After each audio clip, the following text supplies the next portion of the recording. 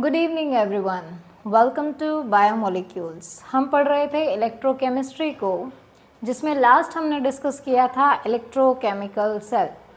Cell potential क्या होता है, कैथोड क्या होता है, एनोड क्या होता है, ये सब हम लास्ट लेक्चर में डिस्कस कर चुके हैं।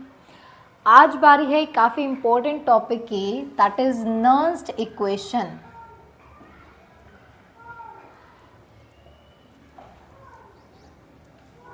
सो व्हाट इज़ नर्न्स्ट इक्वेशन? देखिए, हमने इलेक्ट्रोकेमिकल सेल में पढ़ा था बेटा कि हम दो इक्वल कंटेनर लेते हैं, जिसमें हम कुछ सॉल्ट सॉल्यूशन यानी इलेक्ट्रोलाइट डालते हैं, और उसी के अंदर हम डालते हैं उसी जो भी मेटल हमने, जिस भी मेटल का सॉल्ट हमने लिया है, उसी के इलेक्ट्रोड को। अब जो सॉल्ट की कंसंट्रेशन है वो हम हमेशा 1 मोल लेकर चलते हैं, यानी कि यूनिटी लेकर चलते हैं। लेकिन नर्न्स ने कहा कि व्हाट इफ़ अगर यू यूनिटी ना हुई, तो अगर कंसंट्रेशन ऊपर नीचे हो जाती है, तो तब आप उसकी कंसंट्रेशन के साथ इलेक्ट्रोड पोटेंशियल को या फिर सेल पोटेंशियल को कैसे डिफाइन करेंगे। उसी के लिए इन्होंने एक इक्वेशन हमें दी थी, जो कि क्या है कि अगर आपको किसी भी सेल का पोटेंशियल निकालना है, और जो कि हम हमेशा क्या निकालते हैं, रिडक्शन पोटेंशियल निकालते हैं, तो आप इसको Mn पॉजिटिव से Mn भी दिखा सकते हैं। N यहाँ पर लिखा जाएगा बेटा। इसका मतलब क्या होता है, ये चीज़ रिडक्शन को दिखाती है। पहले इलेक्ट्रॉन इसके पास नहीं थे, पॉजिटिव चार्ज था, फिर इसने इलेक्ट्रॉन क्या किए हैं, गेन किए हैं। अब देखिए, अकॉर्डिंग टू नर्न्स इक्वेशन क्या होती है, किसी भी इलेक्ट्रोड पर कोई भी मेटल है जिसके ऊपर कोई पर्टिकुलर चार्ज है, उसने कुछ स्पेसिफिक इलेक्ट्रॉन लूज किए होते हैं, और उतने ही स्पेसिफिक इलेक्ट्रॉन वो क्या कर लेता है, गेन कर लेता है। तो अब वो क्या हो जा रहा है, न्यूट्रल हो जा रहा है। This process is known as reduction.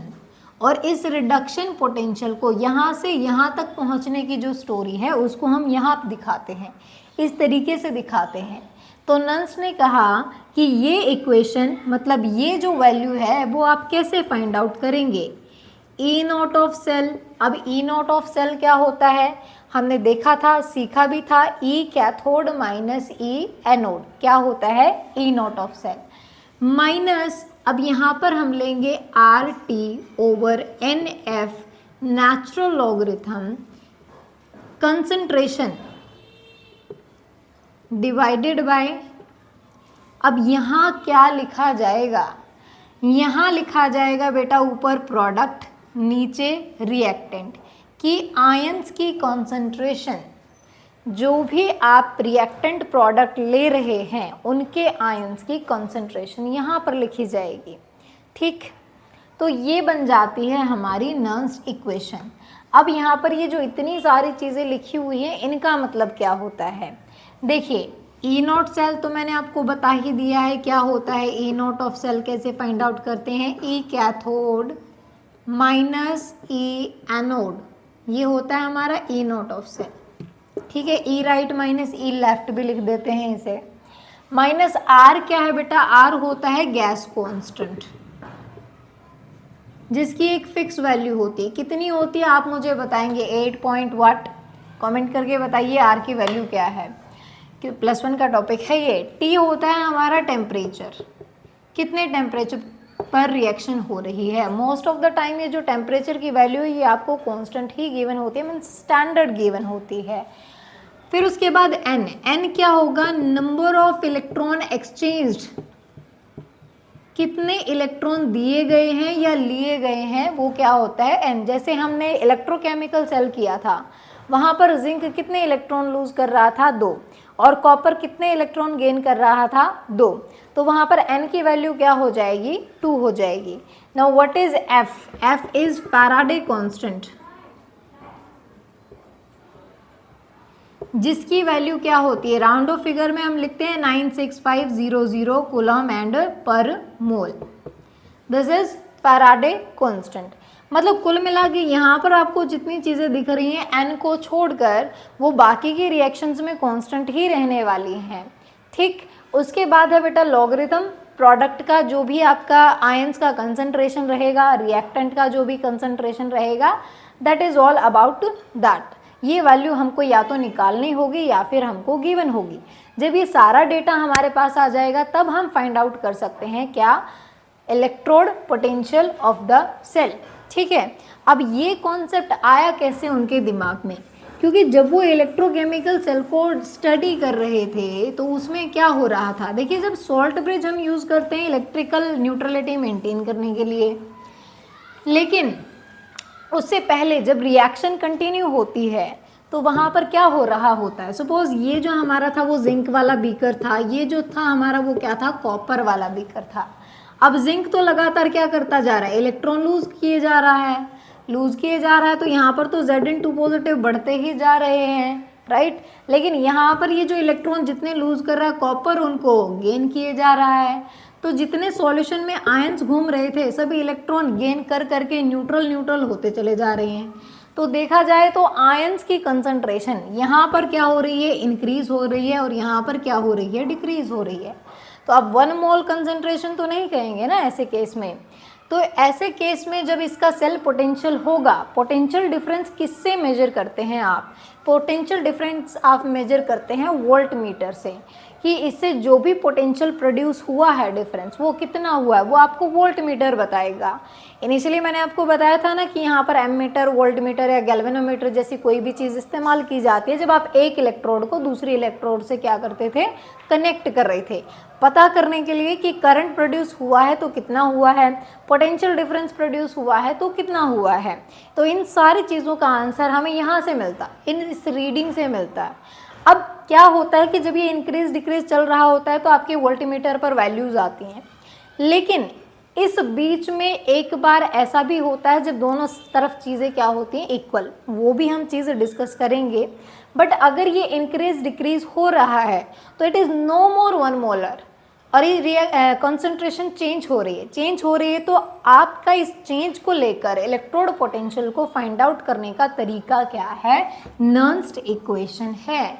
अब जैसे हम इसी का एग्जाम्पल लेते हैं, पहले टाइप के क्वेश्चन आपके ये आएंगे कि आपको एक सेल दे दिया, आपको एक सेल देने का मतलब क्या है कि उसकी एक इक्वेशन दे दी, उसकी जो रिप्रेजेंटेशन होती है, रिप्रेजेंटेशन कुछ ऐसी ही होती है।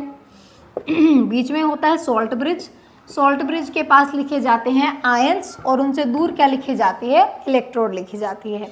अब आपको ये दे दिया, आपको कहा गया है कि इसको नर्न्स्ट इक्वेशन में, नर्न्स्ट इक्वेशन की फॉर्म में दिखाइए कि कैसे दिया जाता है।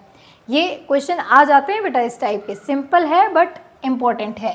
तो पहले तो हम इसकी लिखेंगे बेटा इक्वेशन, इसकी जो रिडॉक्स रिएक्शन बनेगी वो क्या होगी। तो देखो पहले क्या था, जिंक था, जिंक ने क्या फॉर्म कर लिया, Zn2 पॉजिटिव फॉर्म कर लिया।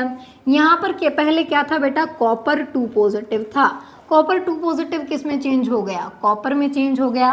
Now this is the equation we have. ठीक है, अब यहाँ पर आप आराम से देख पा रहे हैं रिएक्टेंट कौन है, प्रोडक्ट कौन है। हमें नर्न्स्ट इक्वेशन में हमें सॉलिड, ये जो हमारी रोड्स हैं इनसे कोई लेना देना नहीं है, न्यूट्रल होकर क्या बन रहा है उससे लेना देना नहीं है। लेना देना किस चीज़ से है कि आयंस कितने हैं, और आयंस हमें कौन बता रहा है, जिनके ऊपर क्या है, चार्ज है। तो इस हिसाब से ये तो हो गए हमारे रिएक्टेंट और ये हो गए हमारे क्या, प्रोडक्ट। क्लियर है, बताओ यहाँ तक। अब इसको नर्न्स्ट इक्वेशन की फॉर्म में लिखा कैसे जाए, अब देखते हैं हम नर्न्स्ट इक्वेशन हमारे डेनियल सेल के लिए। डेनियल सेल किसको कह रहे थे हम, इलेक्ट्रोकेमिकल सेल को। एक बार फिर से उसकी इक्वेशन लिख लेते हैं, क्या थी हमारे पास, Zn प्लस Cu2 पॉजिटिव, और यहाँ से बना क्या था हमारे पास, Zn2 पॉजिटिव प्लस Cu। तो ये थी हमारी इक्वेशन किसकी, डेनियल सेल कह लीजिए, इलेक्ट्रोकेमिकल सेल कह लीजिए। ठीक है, अब इसके लिए हम एक बार नर्न्स्ट इक्वेशन फाइंड आउट करते हैं या फिर लिखते हैं इसको नर्न्स्ट इक्वेशन की फॉर्म में, कैसे लिखा जाएगा। तो नर्न्स्ट इक्वेशन पहले बेटा ई ऑफ सेल लेंगे हम, किसके लिए, कॉपर के लिए। कॉपर का रिडक्शन पोटेंशियल क्या होगा, ई नॉट ऑफ कॉपर वाला reduction potential. E naught of cell लिखेंगे तब जब दोनों का कंपेयर करेंगे, लेकिन सिर्फ अगर हाफ सेल के लिए लिख रहे हैं ऑक्सीडेशन या रिडक्शन पोटेंशियल के लिए, तो यहाँ पर भी आपको मेंशन करना पड़ेगा। माइनस क्या था, RT/NF, और देखिए n की वैल्यू अब हमको पता है कि कितने इलेक्ट्रॉन, क्योंकि हम स्पेसिफिक केस डिस्कस कर रहे हैं, कितने इलेक्ट्रॉन का लेन देन हो रहा है, 2 इलेक्ट्रॉन का हो रहा है, तो n की जगह यहाँ पर क्या रख लेंगे हम, 2 रख लेंगे। Ln, अब देखिए सॉलिड को हम क्या लिखते हैं बेटा, सॉलिड रॉड को लिया जाता है 1, सॉलिड की कंसंट्रेशन क्या ली जाएगी, यूनिटी ली जाएगी, नीचे किसकी कंसंट्रेशन लेंगे, आयंस की कंसंट्रेशन लेंगे, क्योंकि चेंज होने का डर उसका है, सॉलिड का नहीं है।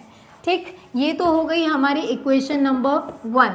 अब ऐसे ही आप जिंक का रिडक्शन पोटेंशियल ले लीजिए, लेना है रिडक्शन पोटेंशियल ही, ऑक्सीडेशन पोटेंशियल में कोई काम नहीं कर रहे हम। Zn2 पॉजिटिव से Zn minus RT/2F Ln, solid के लिए फिर से यूनिटी और आयंस के लिए फिर से लिखेंगे concentration. This is equation number 2। अब हमारे पास दोनों चीज़ें हैं। पहले जो हमने पढ़ा था वो क्या था कि E ऑफ सेल आप कैसे निकालते हैं, E cathode minus E anode, याद हो तो बता सकते हैं, कैथोड कौन सी रोड थी और एनोड कौन सी थी। कैथोड कौन सी थी, जिस पर क्या हो रहा था, रिडक्शन, और रिडक्शन किस पर हो रहा था, कॉपर पे। ऑक्सीडेशन किस पे हो रहा था बेटा, जिंक पे हो रहा था। तो दिस माइनस दिस, ये हम करने वाले हैं। From equation 1 and 2 we can say that, from equation 1 and 2 हम क्या लिख सकते हैं, इसको देखिए, E of cell is equal to, पहले कॉपर वाली लिखेंगे, E0 ऑफ Cu2 पॉजिटिव से Cu minus RT/2F Ln 1/Cu2 positive. Clear है यहाँ तक। माइनस अब लिखेंगे जिंक वाला, सेम चीज़ें हैं, E0 ऑफ Zn2 पॉजिटिव से Zn minus RT/2F logarithm 1/Zn2 positive. बताइए यहाँ तक सही है चीज़ें। अब मुझे एक बात बताओ, अगर मैं इसको और इसको साथ में लिख दूँ तो ये E cathode minus E anode ही है, जिसको क्या लिख सकते हैं, सिंपली E0 ऑफ सेल लिख सकते हैं, कोई दिक्कत नहीं है, इसको माइनस इसको। अब बचा क्या, ये टर्म और ये टर्म, जिसमें कि ये पूरी टर्म हमारी क्या है, कॉमन है, इसको मैं कॉमन ले सकती हूँ बाहर।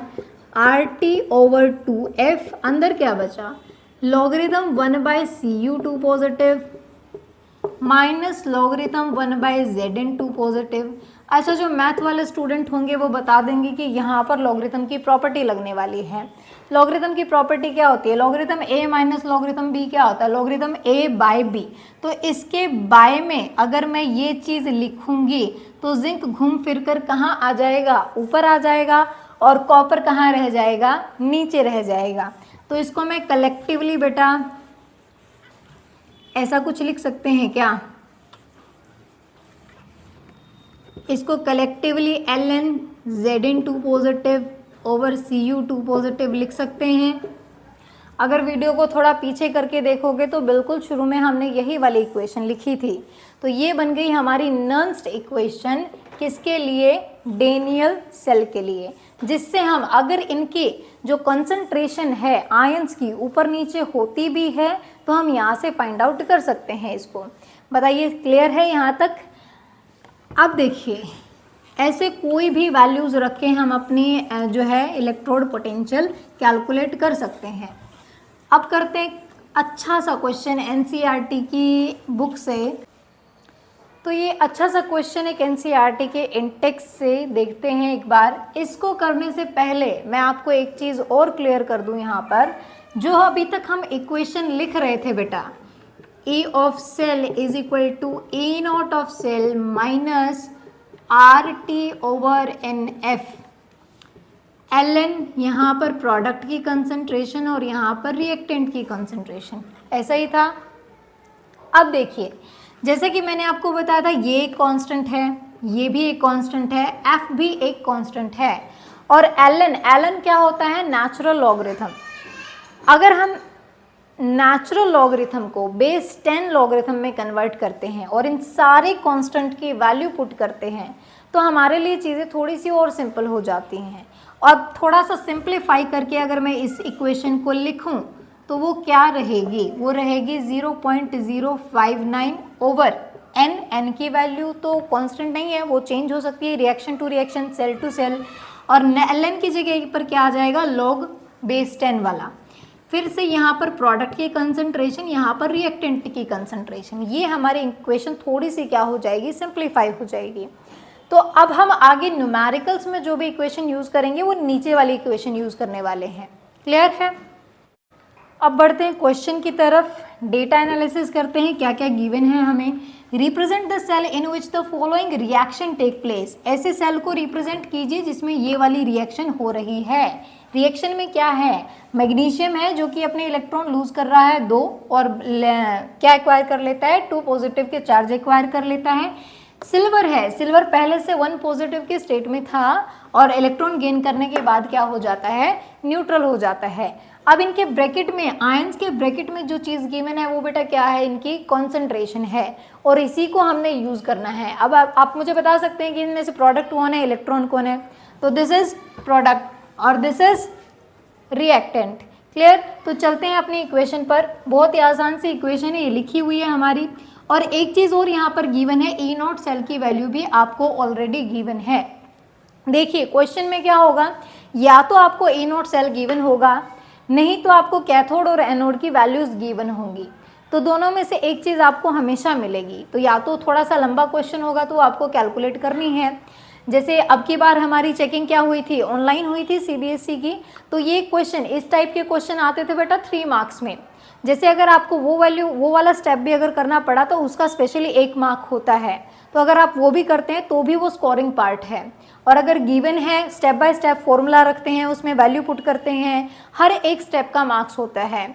तो चलिए रखते हैं इसमें वैल्यू। ई नॉट सेल क्या है, ई नॉट सेल की वैल्यू आपको गिवन है 3.17 माइनस 0.059। अब बताइए मुझे इलेक्ट्रॉन कितने हैं, एन की वैल्यू क्या रहेगी यहाँ पर। एन की वैल्यू, एमजी ने कितने इलेक्ट्रॉन लूज किए हैं, 2, लेकिन एक सिल्वर तो एक ही इलेक्ट्रॉन गेन कर सकता था, तो सिल्वर की मल्टीप्लाई किससे है, 2 से है। बैलेंस किया गया है इक्वेशन को, तो कितने इलेक्ट्रॉन आ जाएंगे यहाँ पर, 2। नेचुरल लॉगरिथम से कन्वर्ट किया था बेस 10। प्रोडक्ट की कंसंट्रेशन क्या है, 0.130। रिएक्टेंट की कंसंट्रेशन क्या है, 0.0001। तो इसको सॉल्व करके बताएंगे मुझे मेरे मैथ वाले स्टूडेंट कि लॉगरिथम की वैल्यू आप कैसे पुट करते हैं, 2 के बीच में आती है कि 3 के बीच में आती है, कौन सी वैल्यू यहाँ पर आएगी। वैसे तो काफ़ी इजी है, पॉइंट्स हटाएंगे, इंटरसेक्ट मतलब सॉरी कट जाएगा ये आपस में, उसके बाद हम लॉगरिथम की वैल्यू पुट कर देंगे। 1 अराउंड आएगी या 2 अराउंड आएगी, सबकी वैल्यूज़ होती हैं। इसका आंसर आप मुझे कमेंट करके बताएंगे कि क्या आना चाहिए। ठीक, तो इस तरीके के क्वेश्चन जो है नर्स्ट इक्वेशन पर आ सकते हैं। अब यहाँ से निकल कर आता है काफ़ी इम्पोर्टेंट सा topic which is equilibrium constant. वहाँ से भी क्वेश्चन आपको देखने को मिल सकते हैं, स्पेशली इन कंपटीशन, बोर्ड में तो है ही है। तो देखिए बेटा, इक्विलिब्रियम कांस्टेंट क्या होता है।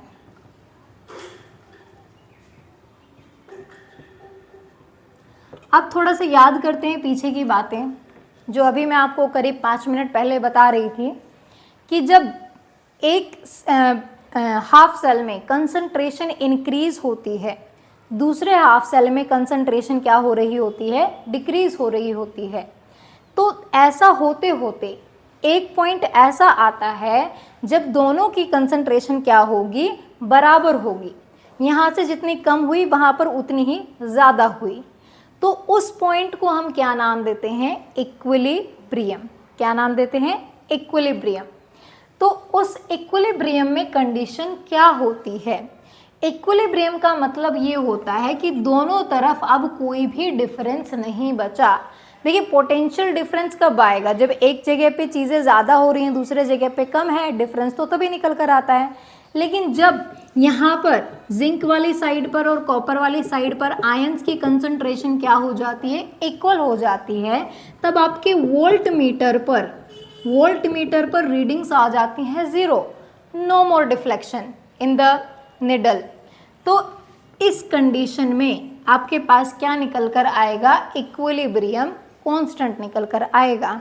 अब इक्विलिब्रियम कांस्टेंट हम किसको कहेंगे, ऐसी कंडीशन आप कब लेकर चलेंगे जब आपके प्रोडक्ट और रिएक्टेंट की कंसंट्रेशन क्या हो जाती है, बराबर। तब आप इनका जो ये लॉगरिथम है इसको क्या कह देते हैं, Kc से डिनोट कर देते हैं। अब आपकी इक्वेशन देखिए कैसे ट्रांसफॉर्म हो जाती है। इक्वेशन क्या थी हमारी, Nernst equation, E of cell is equal to E naught cell minus वो जो कोई भी वैल्यूज थी 0 पॉइंट, चलो एक बार उसको नहीं रखती हूँ मैं, अगर मैं कांस्टेंट को फिर भी लेकर चलूँ, सिर्फ लॉगरिथम को नेचुरल से बेस 10 में कन्वर्ट करती हूँ तो क्या आ जाता है यहाँ पर 2.303 RT over NF logarithm product की कंसंट्रेशन बाय रिएक्टेंट की कंसंट्रेशन। अच्छा, जो हमने लास्ट क्वेश्चन किया था उसमें एक चीज़ रह गई थी, वो क्या रह गई थी, अभी मुझे ध्यान आई कि जब मैंने नीचे सिल्वर की कंसंट्रेशन लिखी थी तो उसके ऊपर बेटा स्क्वायर लिखा जाएगा। क्यों लिखा जाएगा, क्योंकि जब इक्वेशन हमने लिखी थी तो सिल्वर के आगे 2 मल्टीप्लाइड था, तो जो भी इसका कोफिशिएंट होता है वो कहाँ पर लिखा जाता है, पावर में लिखा जाता है। तो एक बार ये बात को ध्यान में रखिएगा, उस टाइम पर मेरे दिमाग से थोड़ा सा स्किप हो गया था बताना, तो ये चीज़ें होती हैं। अब देखिए यहाँ पर ये वाली जो चीज़ है इसको आप क्या लिख देते हैं, Kc। अच्छा जी, सेल पोटेंशियल आपका क्या हो चुका है, 0 हो चुका है।